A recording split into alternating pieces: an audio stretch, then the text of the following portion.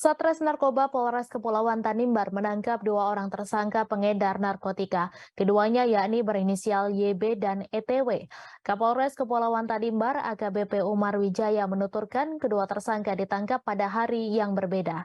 YB ditangkap pada Jumat 27 Januari 2023, sementara ETW pada Sabtu 28 Januari 2023.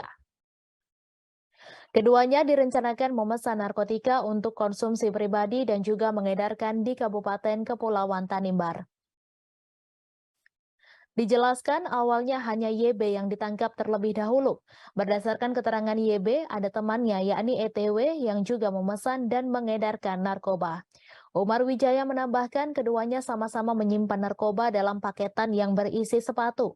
YB ditangkap dengan barang bukti berupa narkotika seberat 5 gram, ciu, uang tunai 2 juta rupiah, sepatu dan HP, sementara ETW ditangkap dengan barang bukti berupa 2 paket berisikan narkotika jenis sabu seberat 2,03 gram, HP dan sepatu. Keduanya kini ditahan dan didakwa pasal berlapis, yakni pasal 114 ayat 1 dan pasal 112 ayat 1 Undang-Undang Nomor 35 Tahun 2009 tentang narkotika.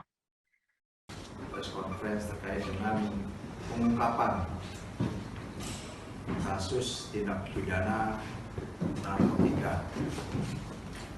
Adapun dari kasus ini kita dapat amankan 2 orang tersangka, di mana pertama kali kita dapat ungkap adalah tersangka dengan inisial YB. YB ini terungkap pada hari Jumat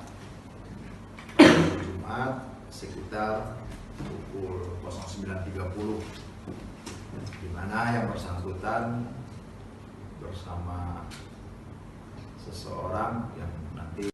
Terima kasih sudah nonton. Jangan lupa like, subscribe, dan share ya.